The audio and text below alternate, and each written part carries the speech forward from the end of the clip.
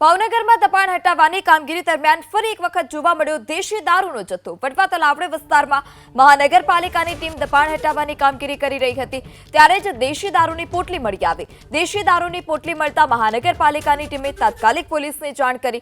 નીલમબાગ પોલીસે પણ દેશી દારૂની પોટલીઓ જપ્ત કરીને વધુ કાર્યવાહી હાથ ધરી છે।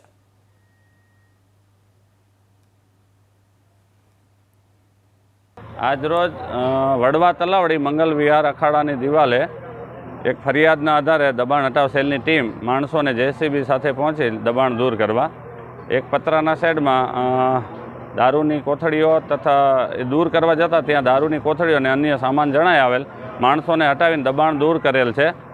અન્ય લાવારીસ કોથળાઓને જોતા હટાવવા જતાં એમાં દારૂ મળી આવેલ, પરંતુ એ પોલીસને જાણ થતાં પોલીસ એને કબજો લઈ અને જપ્ત કરેલ છે।